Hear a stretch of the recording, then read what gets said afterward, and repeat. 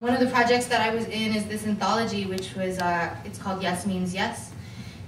Visions of Female Sexual Power and a World Without Rape. It's a really inclusive, awesome, progressive radical LGBTQ, transgender inclusive, sex worker inclusive anthology that talks about sexual assault in a very new way that includes voices that have previously been marginalized in other sort of typical feminist anthologies.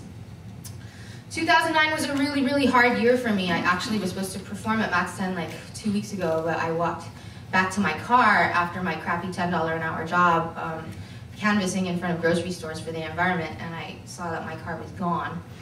So I don't know if any of you have gotten more than 5 parking tickets in the city of LA. Anybody besides me? Clap. Or maybe you're embarrassed. Okay, if you get more than 5 parking tickets in the city of LA, the city of LA has the right to take your car. And then if you can't afford to pay all of your parking tickets all at once, they have the right to auction it off. And you might owe money on the car, but they don't care. They can auction it off at 1/3 of the cost. And it helps to profit, you know, because California's in a budget crisis or something.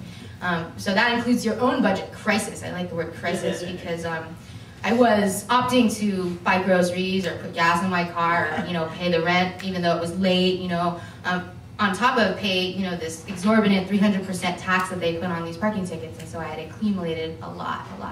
And so therefore they impounded my car the last time I was supposed to perform. So 2009 has been a rough year for me. I was trying to transition out of my current escort agency job because it's rough, right? You know, like I represent a voice of sex worker activism that is positive about the work in a way that, you know, it's realistic. I have done it for 10 years in many different forms. I'm a professional dominant, I'm an escort, I've been a stripper, I've run my own agency, I have modeled, I do phone sex, I do webcam, I do pretty much everything. And then when I left my main source of income, which was the escort agency job, I basically started to go broke, and I watched all of my phones get disconnected and my rent become late, and I couldn't survive. I couldn't, you know, go out on the weekends. It was like, I was about to, 3 weeks ago, I was standing in line at the EBT office, you know, ready to get food stamps, and then my car was impounded. So when people say, oh, you choose to do sex work, you have choices, you have a master's degree in education, right? I have a master's degree from UCLA. Why did I choose to do sex work? But when I chose to canvass in front of grocery stores at $10 an hour, that wasn't paying the rent, and being on probation, which has ended on December 22nd, thankfully, because I worked really hard to end it myself. Thank you. You can expunge your own case in court, I found out, and I did that all myself. But after, like, while being on probation for that crime, it's really hard to not continue to do illegal things because it's hard to get a job. If you get evicted from your apartment, it's hard to get an apartment, and they look for background checks and all that stuff. So I've gone through an up and down road with this work for sure.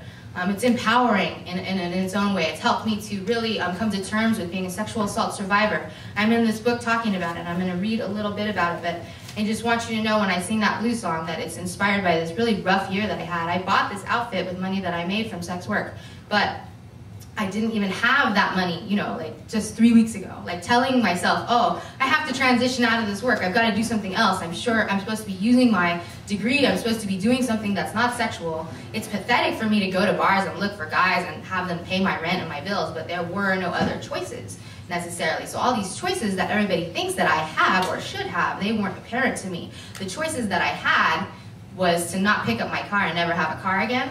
The choices that I had were to pay my parking tickets or pay my rent. They didn't seem like choices to me. So that's why this continuum of choice, you're forced to do it. You're forced by gunpoint. You're trafficked into, you know, in the country. Everybody who's Asian has to be a trafficked victim. There's no way that you could want to work in a massage parlor. And I work on sort of educating people about that idea. That's not always black and white, but there's many, many gray areas.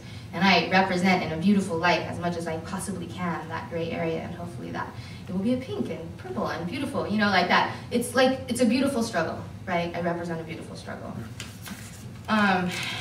So this is from the Yes Means Yes book, and the chapter is called Who You Calling a Whore? And to me, whore stands for we empower ourselves, we honor ourselves with respect and empowerment. So I use the word whore in a positive way.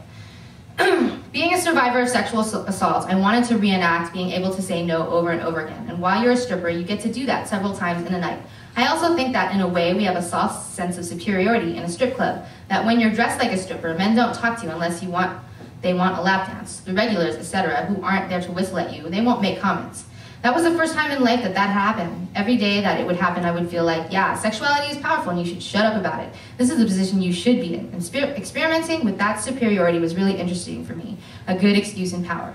I felt in a strip club that if a guy tipped me in quarters, I could put my heel in his chest and that would be acceptable. But as soon as you leave the club and the sweatpants go on, that curtain over reality is gone. I think that there is a built-in buffer if you are seeing clients who are higher profile. Screening can usually ensure that nothing bad happens. Because if something goes wrong, you have that information to back you up, so nothing bad is likely to happen. I'm reading a book by Tila Sanders called Sex Work, A Risky Business, and she discusses these issues in depth. She refers to such screening of a client as making an investment in the transaction expensive. It is more costly to provide that info than to just see someone who demands nothing, and therefore violence is less likely to happen. She shows how different women approach their safety differently. Some screen, some rely on instinct, and some rely on the self-defense techniques they've learned. But there is always some semblance of assessment of clients, and she says that the more information a client gives his entertainer, the less likely violence is to occur. I go from one extreme to the other. I used to screen, used to take credit cards and check IDs, etc. Now I do instantaneous, spontaneous calls with minimum screening. Like when I got robbed, he didn't even pass my screening. Why did you agree to meet him? Because I needed the money. I think your thoroughness with screening can fluctuate according to your finances. Financial pressure can compromise boundaries. I want to read one more sentence for you. Once you've been paid extraordinarily for your sexuality, which could take the form of listening, smiling, giving advice, engaging in conversation, sucking dick, taking it in the ass, or watching without judgment or attachment someone throw their life away in a dirty motel room smoking crack, there's no looking back. Once you've been paid, it's really hard to go back to going through similar emotions for free. You feel somewhat degraded every time you do, unless it's with someone you love, of course. But we don't love our tricks. Some of us might love our jobs, but the majority of us like and respect our clients at best, and hopefully get to a place where we feel the same way about our jobs. There are highs and lows, but like any other job, it's not really the choice that other people make it out to be.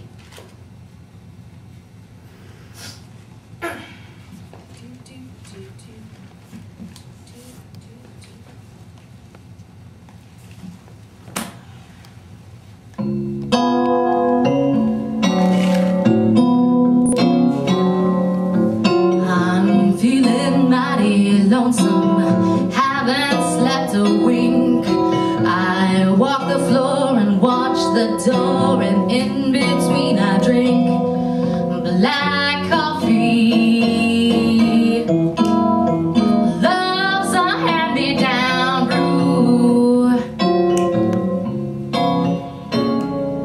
I'll never know a Sunday in this weekday room.